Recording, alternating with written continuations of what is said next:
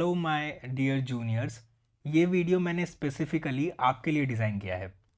इस वीडियो में मैं आपसे बात करूंगा कि आप एनाटमी के जो नोट्स हैं, एनाटमी आपका फर्स्ट ईयर का बुक है, ठीक है। और फर्स्ट ईयर में जब आप एडमिशन लेते हैं तो जितनी भी सारी बुक्स हैं जो कि आपके लिए बिल्कुल नई होती है वो सारी चीज़ें, तो आपको समझ में नहीं आता कि आप नोट्स किस तरह से बनाएं, आपका अप्रोच क्या हो। क्योंकि जो फिजियोथेरेपी के जो फर्स्ट ईयर के जो भी सिलेबस हैं उसमें जितने भी सब्जेक्ट्स आप देख रहे हैं वो सारे के सारे बेस हैं। यानी कि अगर वो सारे सब्जेक्ट्स पे आपका अगर पकड़ अच्छा नहीं होगा तो आगे आने वाले जो second year, third year, fourth year में जितने भी सब्जेक्ट्स आएंगे उसमें आप कहीं ना कहीं अच्छा परफॉर्म नहीं कर पाएंगे। तो ये वीडियो को आप बिल्कुल एंड तक देखिए। मैं पॉइंट वाइज आपसे बात करूंगा। मैं आपसे ये बात करूंगा कि आपको कौन सी बुक पढ़नी चाहिए, ठीक है। साथ ही साथ कौन कौन से ऐसे टॉपिक्स हैं और उनका नोट्स आपको किस तरह से प्रिपेयर करना है। तो ये वीडियो में मैं बिल्कुल भी ये बात का इंडोर्स नहीं कर रहा हूँ कि आपको मेरा वीडियोस देख करके और आपको नोट्स बनाना है, नहीं। ये वीडियो में मैं एक छोटा एक ओवरव्यू आपको दे रहा हूँ कि आपको नोट्स किस तरह से बनाना चाहिए, ठीक है। तो अब देखिए एनाटमी को ना, मैं अपना एक्सपीरियंस अगर मैं बताऊं तो एनाटमी को मैंने पढ़ा था बीडी चौरसिया से, ओके, बीडी चौरसिया से। दूसरा इंदरबीर सिंह से, ठीक है, इंदरबीर सिंह से। चौथा है विश्राम सिंह से, ठीक है, ओके। और पांचवा है आपका एटलस से, ठीक है। और साथ ही साथ मैंने ग्रेज एनाटमी का ओवरव्यू लिया था, ठीक है, ग्रेज एनाटमी का। अब ओवरव्यू कहने का क्या मतलब है, जैसे कि मैंने जॉइंट्स, बोन्स वगैरह ये सारी चीज़ें मैंने पढ़ ली और उसके बाद ग्रेज एनाटमी में जा करके नॉलेज के लिए कि भाई जॉइंट्स के बारे में और क्या डीप लेवल पे पढ़ा जा सकता है और क्या बोन्स के बारे में पढ़ा जा सकता है, मैंने इस तरह से पढ़ा था, ठीक है। अब एटलस बुक आपको फर्स्ट ईयर में होना बहुत ज़रूरी है क्योंकि एटलस का जो एक बुक है ना उसमें आपको बड़ी बड़ी डायग्राम्स होंगे, ठीक है। उससे आपको बहुत सारी चीज़ें क्लियर समझ में आती हैं, ठीक है। अब इसमें क्या है कि ये जो दोनों बुक है ना, इंदरबीर सिंह और विश्राम सिंह, ठीक है, ये दोनों मैंने स्पेसिफिकली न्यूरो एनाटमी के लिए प्रेफर किया था, ठीक है, स्पेसिफिकली न्यूरो एनाटमी के लिए। साथ ही साथ न्यूरो एनाटमी के लिए मैंने बीडी चौरसिया से भी उसी से पढ़ा है। तो हालांकि इस वीडियो में मैं बात करूंगा तो मैंने एक काम किया है इसमें, मैंने पूरे एनाटमी को ना इन 7 पॉइंट्स में डिवाइड कर दिया है, ठीक है। क्योंकि जब आप एनाटमी पढ़ेंगे आप ऑर्गन्स के बारे में पढ़ेंगे, आपके बॉडी में जितने भी ऑर्गन्स होते हैं आप उनके बारे में डिटेल में पढ़िएगा। फिर एक स्पेसिफिक वो अलग ही हो जाता है, वो है आपका न्यूरो एनाटमी, ठीक है। उसके अलावा जॉइंट्स है, बोन्स है, नर्व है, वेसल्स है और अदर स्ट्रक्चर है। अब आप कहेंगे अदर स्ट्रक्चर क्या हुए, तो अदर स्ट्रक्चर्स में आप जो भी देख रहे हैं, बोन्स, जॉइंट्स, नर्व्स, वेसल्स, इन सभी के अलावा जितने भी स्ट्रक्चर्स आप देख रहे हैं इन सभी को आप इसमें इंक्लूड कर सकते हैं। जैसे कि फोसा हो गया, पॉप्लिटियल फोसा और क्यूबाइटल फोसा, ठीक है, एक्जिला हो गया, ठीक है। तो ये सारी चीज़ें हैं, तो आप इसको अदर स्ट्रक्चर में आप इसको इंक्लूड कर लीजिएगा। अब मैं आपका सिलेबस को किसी भी रूप में सॉर्ट आउट नहीं कर रहा हूं, मैंने पहले भी बताया है, ये बस आपका एक इंट्रोडक्टरी वीडियो है कि अगर आप अपना अप्रोच इस तरह से रखेंगे तो आपको एनाटमी पढ़ने में बहुत ज़्यादा आसानी होगा, ठीक है। तो चलिए पहले बात कर लेते हैं जॉइंट्स के बारे में, ठीक है। जॉइंट्स के में मैंने एक दो वीडियोस हालांकि मैंने अपलोड कर रखा है जॉइंट्स के बारे में ही, बट स्टिल मैं पॉइंट वाइज आपको बताता चला जाता हूँ कि जॉइंट्स में आपको क्या क्या डील करना पड़ता है, मतलब किस किस चीज़ों को एक्सप्लेन करना पड़ेगा आपको। तो सबसे पहले आता है इंट्रोडक्शन, ठीक है। तो आपको बताना है, फॉर एग्जांपल अगर आपको शोल्डर जॉइंट का अगर आपको पढ़ रहे हैं तो आपको बताना पड़ेगा कि शोल्डर जॉइंट कहाँ पे प्रेजेंट होता है, कौन कौन सा बोन उसमें इन्वॉल्व होता है, ये सारी चीज़ें। तो जो नॉर्मल बेसिक लेवल की बातें हैं वो सारी आ गई इंट्रोडक्शन के वाले पे। फिर आ जाता है आपका टाइप। अब अगर एग्जांपल अगर मैं शोल्डर जॉइंट की ही बात करूँ तो वो एक बॉल एंड सॉकेट वैरायटी है सैनोविल जॉइंट का, ठीक है, तो वो आपको उसमें लिखना है। फिर आ जाता है आर्टिकुलर सरफेस। अब देखिए शोल्डर जॉइंट का ही एग्जांपल जैसे कि हम लोग ले रहे हैं, तो शोल्डर जॉइंट कैसे कैसे बनता है, तो स्कैपुला और ह्यूमरस से बनता है, ऑलराइट। तो अब ह्यूमरस का पूरा बोन तो पार्ट नहीं लेता है शोल्डर जॉइंट में, या स्कैपुला का पूरा पार्ट तो शोल्डर जॉइंट फॉर्मेशन नहीं होता है। स्कैपुला का कुछ एक पार्ट होगा जैसे कि लैब्रम, उसको ग्लेनॉइड लैब्रम बोलते हैं, ठीक। और जहां तक की रही बात ह्यूमरस की, तो ह्यूमरस का हेड वाला जो पोर्शन है वो आपका आर्टिकुलेट करता है। तो ग्लेनॉइड जो कैविटी है वो आपका आर्टिकुलेट करता है ह्यूमरस हेड के साथ। तो वो आपको लिखना है आर्टिकुलर सरफेस में। ये आपका सेम पैटर्न चला जाएगा। जैसे अगर आप नी के बारे में बात करेंगे तो फीमर का कॉन्डाइल है वो आप लिखेंगे, पटेला का जो सरफेसेस है वो आप लिखेंगे, और टीबिया का जो कॉन्डाइल्स वगैरह होता है, ठीक है, वो आप लिखेंगे। चलिए फिर आप बात करेंगे अटैचमेंट्स के बारे में। तो कौन कौन सी ऐसी चीज़ें हैं जो अटैच्ड होती हैं आपके जॉइंट्स में। तो जॉइंट्स में क्या क्या आएगा, लिगामेंट्स आएगा, बर्सा आएगा, कैप्सूल्स आएगा, और भी जितनी तरह के सॉफ्ट टिश्यूज होते हैं वो सारी चीज़ों का आप ध्यान रखेंगे, ठीक है। जैसे कि आपका डिस्क वगैरह जो होता है, तो ये सारी चीज़ें, तो उन सारी चीज़ों को आप अटैचमेंट वाले पॉइंट में रखेंगे। फिर आता है मूवमेंट्स। जैसे कि फॉर एग्जांपल शोल्डर जॉइंट का हमारा 6 मूवमेंट होता है, और 7वां जो होता है वो सारा का मिला जुला मूवमेंट होता है, यानी कि सर्कमडक्शन होता है, ठीक है। तो आपका मूवमेंट क्या आ गया, फ्लेक्शन, एक्सटेंशन, एबडक्शन, एडक्शन, और इंटरनल रोटेशन और एक्सटर्नल रोटेशन। तो ये आ गया मूवमेंट। अब मूवमेंट में आप सभी का नाम लिखेंगे, उसके बाद उसका एक्सिस और उसका प्लेन लिखेंगे कि भाई फ्लेक्शन जो है वो कौन सा एक्सिस कौन से प्लेन में हो रहा है, ठीक इसी तरह से एक्सटेंशन, एबडक्शन, एडक्शन, सारी चीज़ों का एक्सिस और प्लेन। और उसके अलावा फिर आपको ये भी जानना बहुत ज़रूरी है कि अगर आपका फ्लेक्शन करवा रहा है तो कौन कौन सा मसल उसके लिए रिस्पॉन्सिबल है, ठीक है, specifically for each joint, okay. फिर हम लोग बात कर लेंगे रिलेशन के बारे में, ठीक है। तो रिलेशन का क्या मतलब हुआ, रिलेशन का ये मतलब होता है कि वो जो जॉइंट है उसके आसपास कौन कौन से स्ट्रक्चर्स प्रेजेंट हैं, यानी कि उसके ऊपर, उसके नीचे, उसके दाएं, उसके बाएं, ठीक है, जितने भी स्ट्रक्चर प्रेजेंट है। मान लीजिए कोई नर्व प्रेजेंट है तो नर्व का नाम लिखना है, कोई वेसल्स प्रेजेंट है तो वेसल्स का नाम लिखना है। ये सारी चीज़ें रिलेशन में आ गई, ठीक है। इफ़ पॉसिबल बुक में दिया हुआ है तो लिखिए। फिर आ जाएगा नर्व सप्लाई। तो नर्व कौन से ऐसे नर्व हैं, अब अपर लिम्ब में मेन तो 5 ही ब्रांच है, जैसे कि आपका आ गया musculocutaneous, radial nerve, ulnar nerve, axillary nerve और मीडियन नर्व। तो ये आ गया आपका 5 नर्व, ठीक है। तो ये पांचों नर्व जो है आपका कौन कौन से जॉइंट्स को सप्लाई कर रहा है वो भी आप लिखेंगे। हालांकि मैंने ब्रेकियल प्लेक्सिस और उसका जो भी नर्व्स है ना उसके बारे में बहुत पहले वीडियो बनाया था, उसका मेरा एनाटॉमी प्लेलिस्ट में आपको मिल भी जाएगा, ठीक है। और फिर आप डिस्कस करेंगे ब्लड सप्लाई। ब्लड सप्लाई में एक नाम को आपको खास ख्याल रखना है, एनास्टोमोसिस, ठीक है। एनास्टोमोसिस क्या मतलब होता है, जैसे कि जो वेसल्स होता है ना, जो भी ब्लड वेसल्स होता है, तो हर एक जॉइंट के अराउंड या बोन के अराउंड उसका गुच्छा जैसा होता है। जैसे आप ऊन का गुच्छा देखते हैं ना, इस तरह से होता है, ठीक उसी तरह से अगर वेसल्स का कहीं पे गुच्छा प्रेजेंट होता है उसको हम लोग कह देते हैं एनास्टोमोसिस, ठीक है। तो ब्लड सप्लाई में आपको आर्टरी सप्लाई, उसका वीनस सप्लाई, लिम्फेटिक रिटर्न, ये सारी चीज़ें लिखनी है, और अगर एनास्टोमोसिस अगर उसके अराउंड प्रेजेंट है तो वो भी आपको डिस्कस करना है, ठीक है। फिर आ जाता है आपका पॉइंट पैथोलॉजी, क्लिनिकल या फिर अप्लाइड। ये तीनों एक ही चीज़ है, पैथोलॉजी, क्लिनिकल, अप्लाइड। इसका क्या मतलब हुआ कि मान लीजिए शोल्डर जॉइंट में कहीं पे फ्रैक्चर हुआ या उसका क्लिनिकली क्या रोल है, तो उस फ्रैक्चर का नाम लिखना है, जितनी भी पैथोलॉजीज उससे रिलेटेड है, ठीक है। और लास्ट में आपको डायग्राम बनाना है। डायग्राम में आपका आ गया एंटीरियर व्यू और पोस्टीरियर व्यू। आप चाहें तो सिर्फ एंटीरियर व्यू बना लीजिए या फिर सिर्फ पोस्टीरियर व्यू बना लीजिए। तो अगर आप इतना चीज़ अगर आप मिनिमम अगर आप लर्न करते हैं ना, ये मिनिमम नहीं है, ठीक है, हालांकि आपको जानना तो सभी चीज़ें हैं। यहाँ पे मैं बार बार इस बातों को रिपीट कर रहा हूँ कि आप सिर्फ इतना ही जान करके प्लीज़ मत रुकिए। ये बेसिकली बस एक अप्रोच है, ठीक है, कि आप इस तरह से अगर आप चीज़ों को पढ़ेंगे तो आपके लिए काफ़ी आसान हो जाएगा, ठीक है। तो अगर आपका अप्रोच कुछ इस तरह से रहेगा और सारी चीज़ों को पॉइंट वाइज लिखिए, कुछ भी आपको पैराग्राफ बनाने की ज़रूरत नहीं है, ऐसे लिखने की ज़रूरत नहीं है, एक एक लाइन में सारे का आंसर लिखते चले जाइए।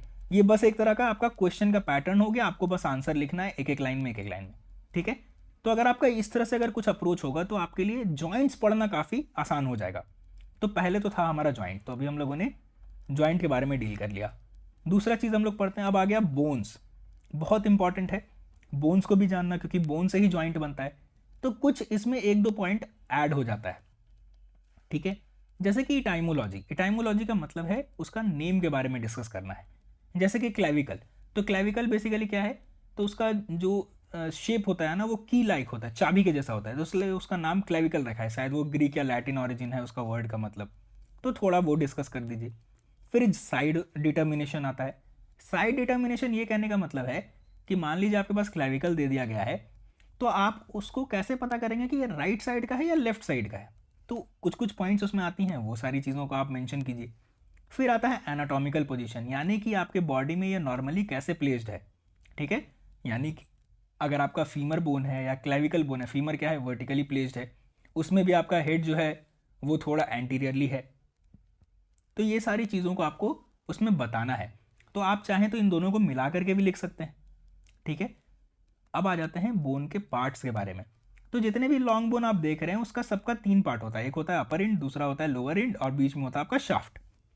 अब क्या करना है कि इन तीनों पार्ट्स में आपको डिस्क्राइब करना है कि आप मान लीजिए अपर एंड में कितने ग्रूव्स प्रेजेंट हैं, कौन कौन से बॉर्डर प्रेजेंट हैं, सरफेस कौन कौन से प्रेजेंट हैं, रिज कौन कौन से हैं, ट्यूबरकल हैं कि नहीं है, डिस्क वगैरह है या नहीं है।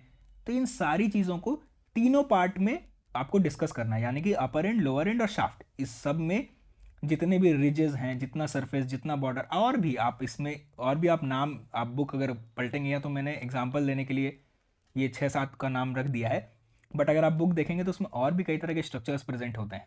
ठीक है, कहीं कनकेविटी होता है, कन्वेक्सिटी होता है, कहीं रिजेस होते हैं, तो ये सारी चीज़ें हैं। तो उसको आपको डिस्क्राइब करना है कि अपर एंड में कहाँ कहाँ पे है, लोअर एंड में कहाँ कहाँ पे है, और शाफ्ट में कहाँ कहाँ पे है। ठीक है, फिर आ जाता है आपका अटैचमेंट। तो अटैचमेंट में हम लोग बात करेंगे मस्कुलर अटैचमेंट, लिगामेंट्स कौन कौन से हैं, कैप्सूल कौन कौन से हैं, बरसा कौन कौन सा है, और कुछ एक्स्ट्रा अटैचमेंट, जैसे कि आपका स्कैपुला में अगर आप अटैचमेंट की बात करेंगे तो उसमें एक और अटैचमेंट आ जाएगा, वो है आपका ग्लेनॉइड लैब्रम।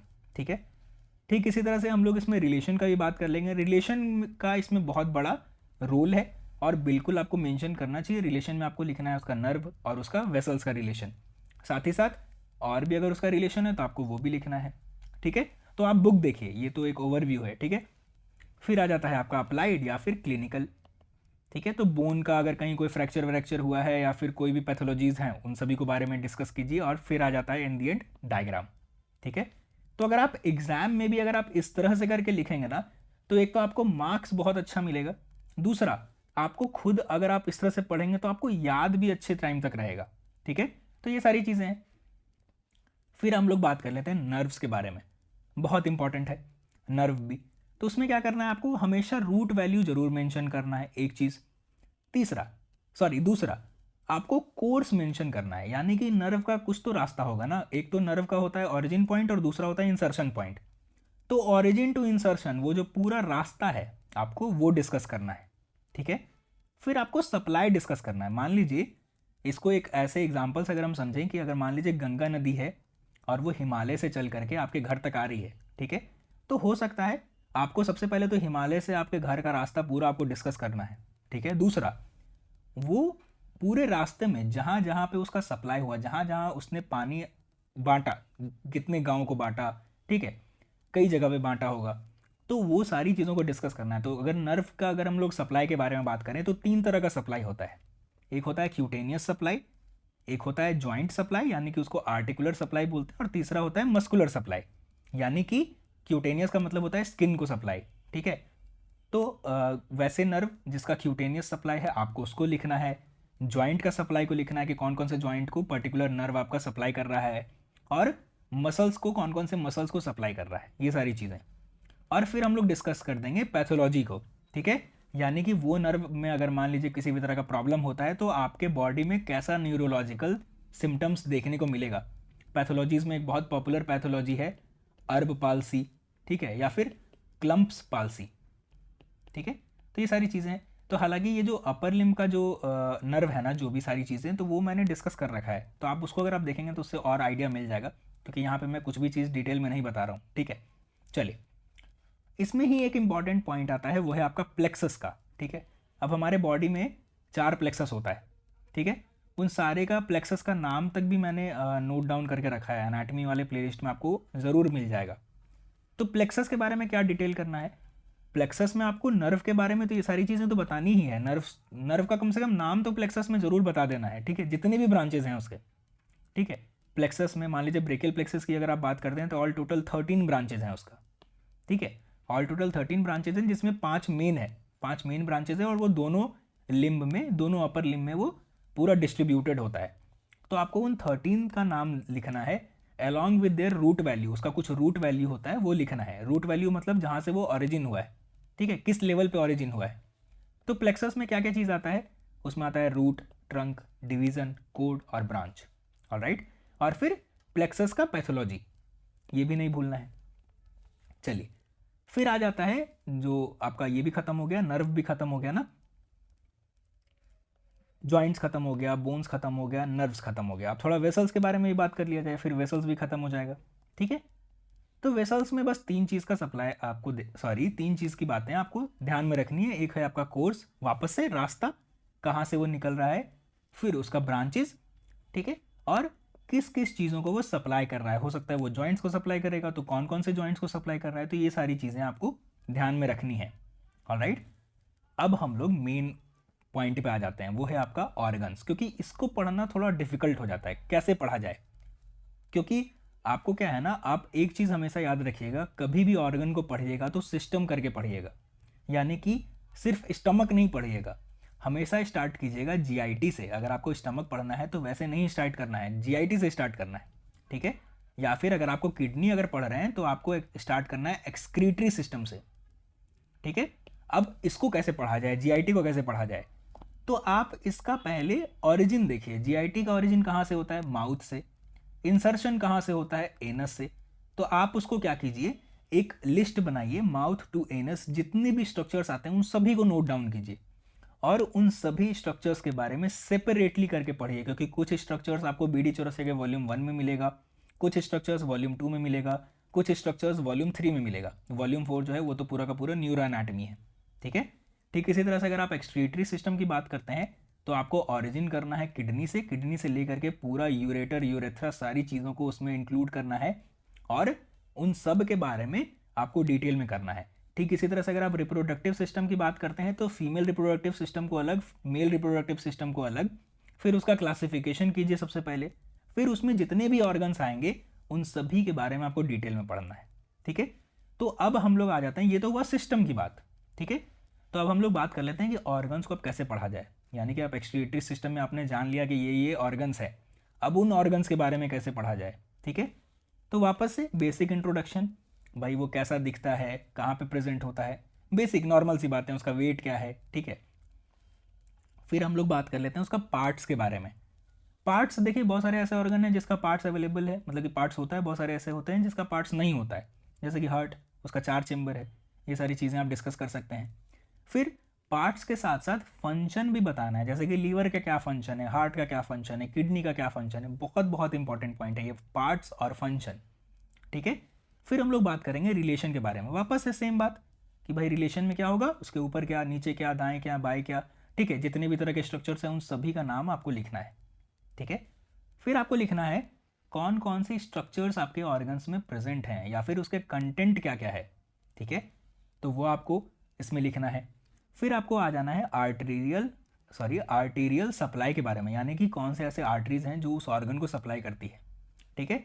फिर हम लोग बात करेंगे वीनस रिटर्न के बारे में। फिर आता है आपका लिम्फेटिक, फिर आगे आपका नर्व सप्लाई। अब नर्व सप्लाई में एक चीज़ आपको बिल्कुल याद रखिएगा, इसको हमेशा रूट वैल्यू लिखिएगा। किसी का भी नर्व सप्लाई अगर आप लिख रहे हैं ना, तो ब्रैकेट में रूट वैल्यू जरूर से जरूर डालिएगा, ठीक है। फिर आता है आपका क्लिनिकल, उसमें अगर किसी भी तरह का प्रॉब्लम होगा तो क्या होगा, बहुत कॉमन है एक आपका कौन सा, एक अपेंडिक्स है तो अपेंडिसाइटिस होगा, ठीक है।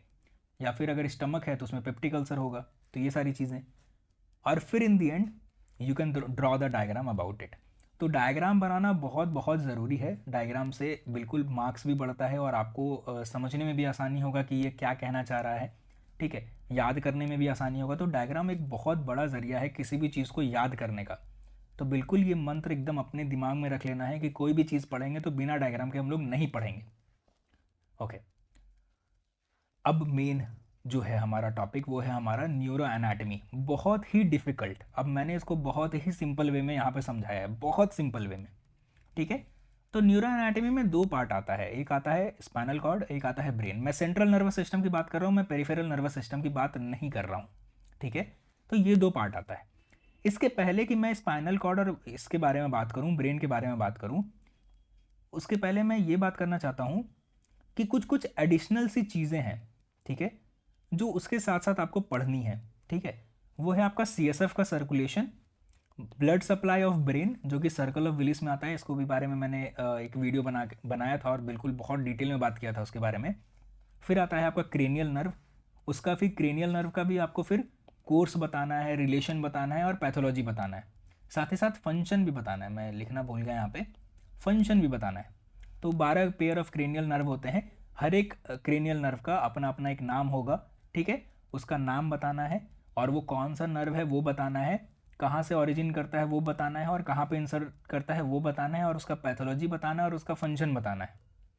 ओके, फिर बेसिक डेफिनेशन, नर्व और उसका क्लासिफिकेशन, ठीक है, फिर न्यूरॉन और उसका क्लासिफिकेशन, और न्यूरोग्लिया जिसको supporting sales of the central nervous system and peripheral nervous system भी बोलते हैं, उसका क्लासिफिकेशन। ठीक है, तो ये सारी चीज़ें हैं। तो ये तो हुआ बेसिक लेवल वाली बातें। ठीक है, अब हम लोग मेन बातें पे आ जाते हैं, वो है हमारा स्पाइनल कॉर्ड और ब्रेन। सबसे पहले ब्रेन के बारे में जान लेते हैं। तो ब्रेन का क्या है, 3 पार्ट होता है ब्रेन का, मिड ब्रेन, फोर ब्रेन और हाइंड ब्रेन। हिंड ब्रेन का जो होता है आपका 3 पार्ट हो गया, पॉन्स, मेडुला ऑब्लोंगाटा और सेरेबेलम। ठीक है, और फोर ब्रेन का आपका 2 पार्ट होता है, डायनसेफेलॉन और टेलेंसेफेलॉन। मैं इसलिए बता रहा हूँ ना क्योंकि ये सारी चीज़ें बेसिक तो हैं लेकिन पता नहीं होती किसी को भी। ठीक है, और हमको ये भी नहीं पता होता कि न्यूरो एनाटॉमी को पढ़ें किस तरह से। तो अब कम से कम आपको ये तो पता चल गया है कि न्यूरो एनाटॉमी में पहले तो स्पाइनल कॉर्ड के बारे में पढ़ना है, अब ब्रेन के बारे में पढ़ना है। तो ब्रेन में भी किन किन चीज़ों के बारे में पढ़ना है, ब्रेन के बारे में मिड ब्रेन के बारे में पढ़ना है, फोर ब्रेन के बारे में पढ़ना है, और हिंड ब्रेन के बारे में पढ़ना है। फिर हिंड ब्रेन में भी हमको पॉन्स के बारे में पढ़ना है, मेडुला ऑब्लोंगाटा के बारे में पढ़ना है, और सेरेबेलम के बारे में पढ़ना है। ठीक है, और फोर ब्रेन का फिर अगेन 2 टाइप होता है, डायनसेफेलॉन और टेलेंसेफेलॉन। ठीक है, तो डायनसेफेलॉन में पूरा जो थैलेमस वाला जो आता है ना पोर्शन, यानी कि थैलेमस, हाइपोथैलेमस, मेटाथैलेमस, एपिथैलेमस, ये सारी चीज़ें आ गई डायनसेफेलॉन में। तो इन सभी के बारे में आपको जानना है। ठीक है, और जो टेलेंसेफेलॉन में है उसमें आ गया आपका main structures, cerebrum, basal ganglia, hippocampus और एमिगडाला। ठीक है, तो ये तो हुआ पूरा का पूरा क्लासिफिकेशन ऑफ द ब्रेन। अब आपको एक एक पार्ट्स को डिटेल में जानना है।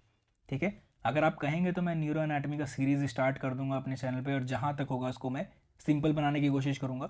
Okay, so that is another thing, वो उस पर बाद में डील करेंगे हम लोग। फिर इसके अलावा क्या है, इसके अलावा हम लोग बात करते हैं वेंट्रिकल्स के बारे में। वेंट्रिकल्स क्या है, वेंट्रिकल बेसिकली एक हॉलो पैसेज है ब्रेन में आपके प्रेजेंट होता है। ठीक है, 3 तरह के वेंट्रिकल होते हैं, थर्ड, फोर्थ और 2 लेटरल।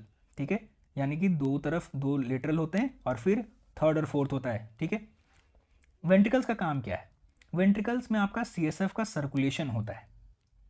ठीक है, तो सीएसएफ का सर्कुलेशन को भी आपको बताना है कि सीएसएफ का सर्कुलेशन कैसे होता है, ये सारी चीज़ें।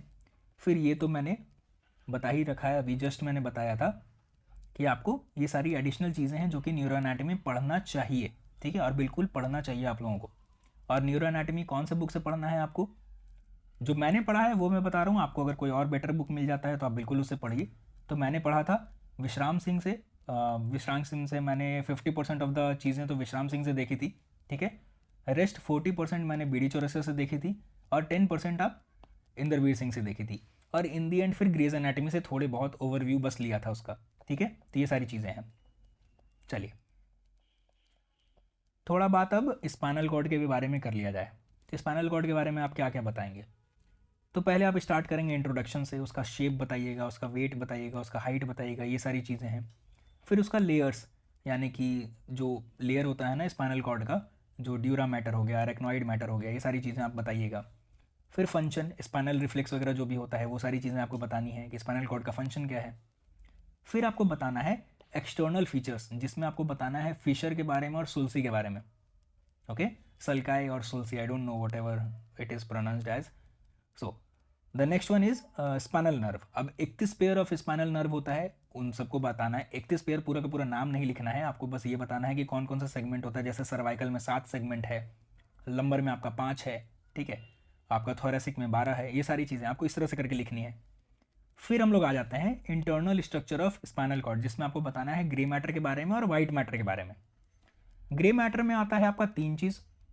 ग्रे मैटर में आता है आपका नर्व सेल, न्यूरॉन और नर्व सेल ग्रुप्स।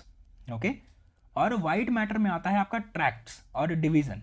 तो वाइट मैटर भी फिर 3 पार्ट में डिवाइडेड होता है, posterior white column, lateral white column और एंटीरियर वाइट कॉलम। ठीक है, और ट्रैक्ट भी आपका होता है असेंडिंग ट्रैक्ट, डिसेंडिंग ट्रैक्ट और इंटरसेगमेंटल ट्रैक्ट। ओके, तो ये सारी चीज़ें आपकी आ गई आपका वाइट मैटर में। ओके, अब हम लोग बात कर लेते हैं इसके अलावा और क्या बताएंगे उसमें। फिर आता है आपका क्लिनिकल एनाटॉमी, स्पाइनल कॉर्ड में अगर किसी भी तरह का प्रॉब्लम हो रहा है, जैसे कॉर्डा इक्विना, कोनस मेड्यूलरिस, ये सारी चीज़ें आ जाएंगी। और फिर एक प्यारा सा डायग्राम बना दीजिए खूबसूरत सा, और फिर in the and blood supply discuss कर दीजिए, आर्टरी और वेन। तो ये थी पूरा का पूरा स्पाइनल कॉर्ड। ओके, फिर हम लोग बात कर लेते हैं अदर स्ट्रक्चर्स के बारे में। तो अदर स्ट्रक्चर्स में मैंने पहले ही बोला, फोसा आ गया, एनाटॉमिकल स्नफ बॉक्स आ गया, एक्जिला आ गया, और जितना भी आपको स्ट्रक्चर्स आप देख रहे हैं पूरा का पूरा बीडी चौरस या उल्टा लीजिए, वो सारी चीज़ें आप इसमें इंक्लूड कर दीजिए। और इतनी सारी चीज़ें के बताने के बाद तो अब तो आपको ऐसे भी पता चल जाना चाहिए कि फोसा में हम लोग क्या क्या पढ़ेंगे। तो 3-4 चीज़ तो कॉमन है, क्या? डायग्राम, ठीक है, एक तो कॉमन हो गया। फिर आपका जो कंटेंट है, फोसा में कंटेंट ही होता है, फोसा एक तरह का हॉलो स्ट्रक्चर है, तो वो बहुत इंपॉर्टेंट है। फिर आपको इसमें ये बताना है कि कैसे बनता है, कहाँ पे बनता है, उसका लोकेशन जो है, ठीक है, लोकेशन। अब अगर मैं क्यूबाइटल फोसा की बात करूँ तो वो कहाँ पे प्रेजेंट होता है, वो आपका एल्बो में प्रेजेंट होता है। पॉप्लिटियल फोसा आपके नी में प्रेजेंट होता है, posterior part of the knee, ठीक है, ये सारी चीज़ें। एनाटॉमिकल स्नफ बॉक्स का भी वही है, बॉर्डर बताना है आपको, सरफेस बताना है, ये सारी चीज़ें हैं। एक्जिला में फिर वही है, सेम, मतलब आप करीब करीब सारी चीज़ें एक जगह पे आप इकट्ठा कर सकते हैं। तो आप ये सारी पैटर्न अगर आप फॉलो करेंगे तो आई बेट आपको एनाटमी बिल्कुल भी हार्ड नहीं लगेगा। एंड बिलीव मी, मुझे भी एनाटमी बहुत बोरिंग लगता था और बिल्कुल नहीं समझ में आता था, और मैंने इसी तरीके से सारी चीज़ें पढ़ी हैं और अभी मुझे काफ़ी इंटरेस्टिंग लगने लगा है। So if you want to improve the anatomy subject, please keep on studying from these books, or even if you find something else, so you just keep reading from that, okay? तो बस इतना ही बताना था मुझे इस video में। अगर आपको किसी भी तरह का प्रॉब्लम्स हो एनाटमी में, इवन अगर आप कहेंगे तो मैं सीरीज़ स्टार्ट करूँगा अपने नेक्स्ट वीडियोज़ में न्यूरो एनाटमी से रिलेटेड, ओके, या फिर किसी से भी, आपकी मर्ज़ी। तो thank you so much for watching this video.